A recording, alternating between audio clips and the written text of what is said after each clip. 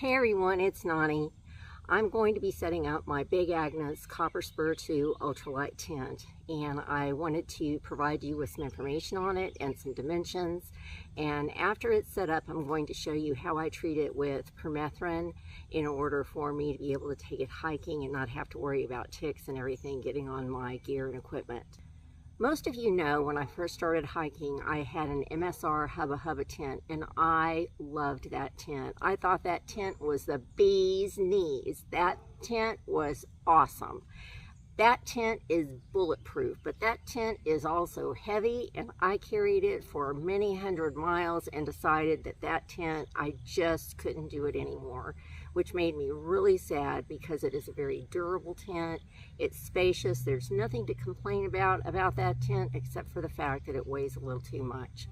So I switched that tent out for a Nemo Hornet, and that tent was more lightweight. The problem with that tent, and I wanted to love that tent, was that I took it on a shakedown hike for I think 10 days, and when I came home there were pinholes in the bottom of the bathtub floor.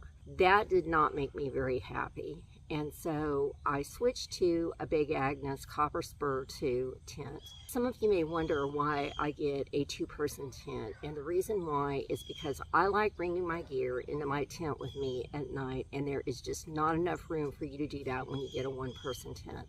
There are plenty of hikers that leave their gear outside all night long, or they hang it, and that is just not me. I just don't feel comfortable doing that. Everybody has their own personal preference, and whatever that preference is right for them. I really enjoy having the room in a two-person tent. This way, I can unzip my tent, and I can start to get dressed and do everything that I need to do, and I still have the privacy of that vestibule, and I also have room to lay out whatever it is I want to lay out there. Let's go on ahead and get it set up. To begin with, these are called tie-down straps, and they're two different colors. One end of the tent has one color, the other end of the tent has another color. This footprint is rectangular, but it tends to taper at one end.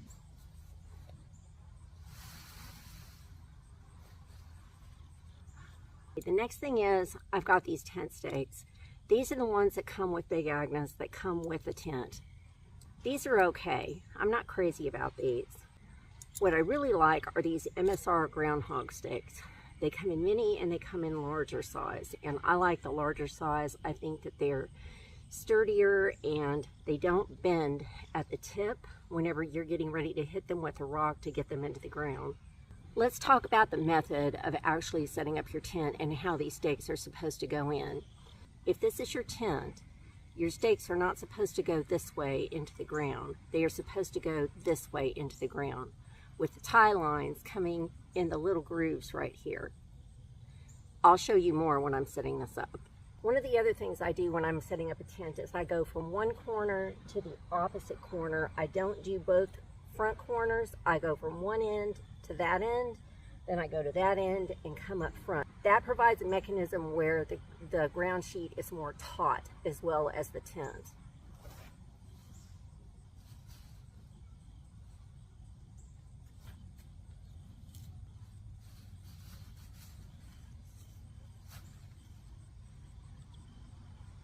Do you see how that's working, how it's pulled taut? And I am putting it in this direction. So let's look at these ground stakes. You do not put a ground stake in this way. You put them in this way. The line then comes up and catches in that divot.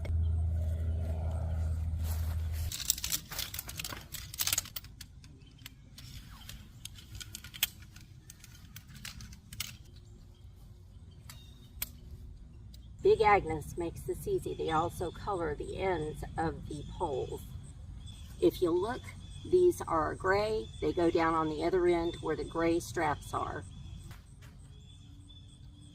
And the red come down here where the orange straps are. When you set up your straps for your footprint, it just snaps directly into the strap. Orange pole for the orange strap, gray pole for the gray strap. Now we're going to set up the tent. We're going to make sure that the colors on the ends match the colors on the strap. What you're going to do here is you're going to take this little section and you need to get your tent pole into this. You're going to hold on to your strap, you're going to hold on to this, you're going to take your tent pole out, connect it to your tent, connect it to your footprint strap. And then you are going to loop this around till you get it into that little divot. Again, you're going to make sure your tent pole is directed inward and that the tent is taut here. Let's snap the tent into place now.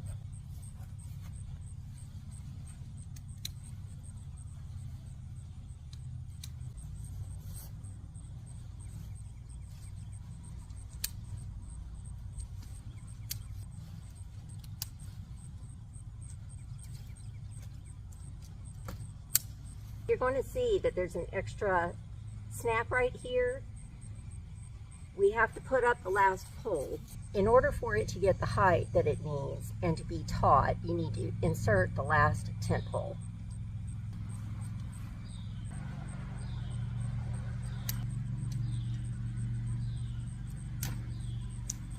Just like the footprint and the tent, the edges of the tarp come color coordinated.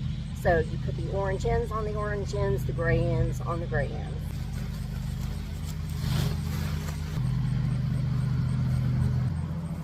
Before you can do that though, you need to make sure that that pole that you put over the top actually ties into the tent. There are little envelope sleeves on the inside of that tent that they slip into.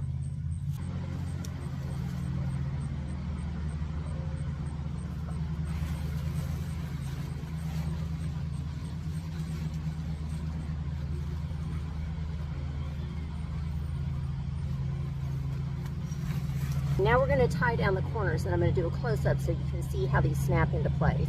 On the corner of the tarp is this little snap. The tent also has the other end of the clip-on for the snap. You just come down and you clip these into place. Here we go, same thing. Here's the snap. The snap is down here. You just snap it into place. There are a couple of things about the vestibule on this tent that are super cool, and so I'm going to open this up and I'm going to show you how it ties back. You have Velcro strips that keep it closed down at the bottom. You also have Velcro strips on this side and in the middle. There is a tab that is sewn here at the top, and there is a tab on the inside where you can actually take this over and just toggle it into that little strap and it will hold it up. There's another way you can do it, and it's like this. You just take one side up and then there's a toggle over on the other side where you can just tie it to the side.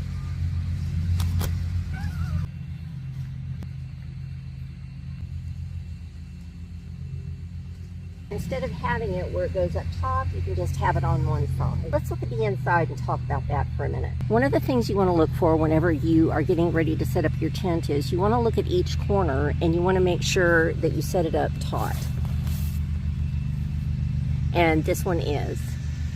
Okay, let's go inside. What I love about this tent is on both sides, they have these straps where you can hang things. So I actually hang my glasses here at night whenever I'm sleeping so they don't accidentally get broken. They also have this very large area for you to be able to put some of your clothes or gear to dry out. Straps here and here. On the other end of the tent, they have a smaller storage area. That's the ventilation that is coming through. I set up a dry line across here. They have straps. They have straps right here, here, and here. So I just cut a piece of cord and I can make this as tight or as loose as I want to because of the knot that I used. I also bought this Night Ease night light.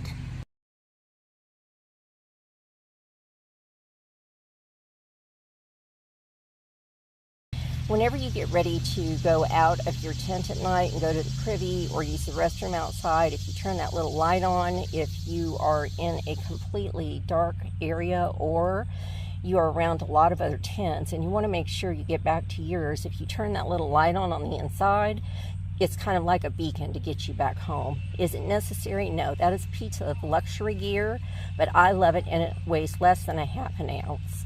Turn it on that way.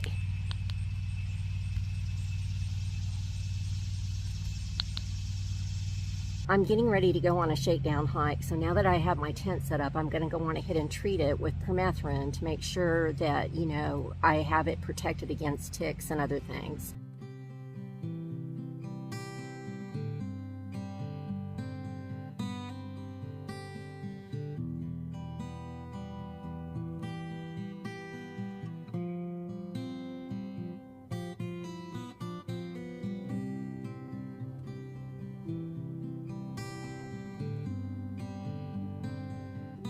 I'm going to go on ahead and treat my tent and my clothes, all of my gear, my shoes, my socks, my clothing with permethrin.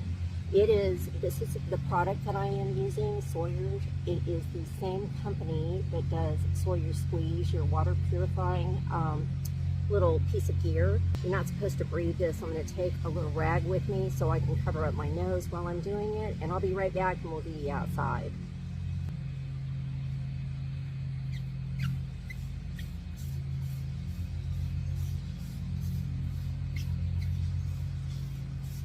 Now I'm going to be treating the rest of my backpack and all the rest of my gears, my clothing, my shoes, my socks, everything. Do not spray your underwear and your bra with permethrin. Don't do that.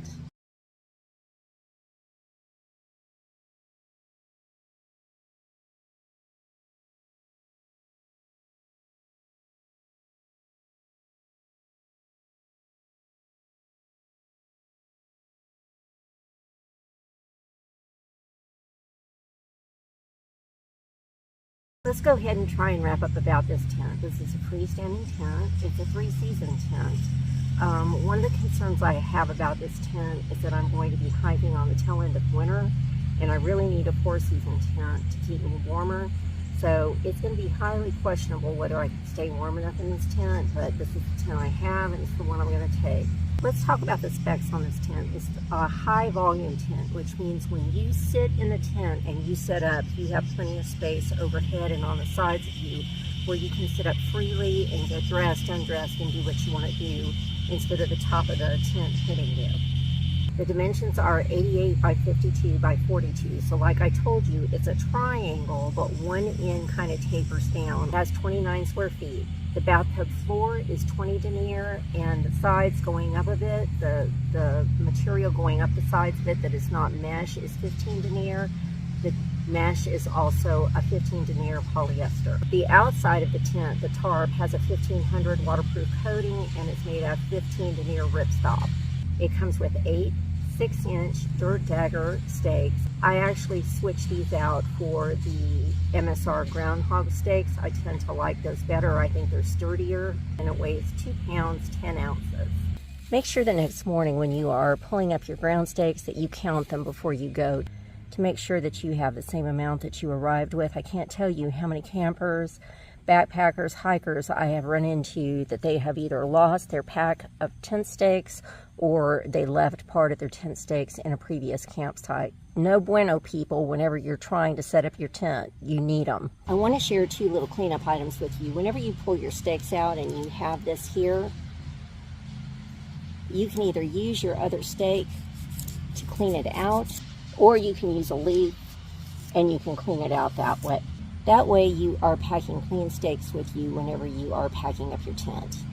The other trick is this. Sometimes I'm hammering these so hard into the ground to be able to hold my tent down, I have a hard time getting them out. So what I do, instead of trying to use all my muscle just to pull them out, I just stick another tent stake in here and I pull them out like this. That big Agnes tent comes with 8 stakes. Although it comes with 8 stakes, I take 10, and I do that in case one breaks or bends where I can't use it. And that has happened, and I have had to use my extra tent stake. So even if you just carry 1 extra stake, that would be helpful. I hope this video has helped. If you have any questions or would like to share any comments about your big Agnes tent or another tent that you use, please send me a comment. I'll be happy to respond to you. In the meantime, y'all take good care, and I'll see you in my next video.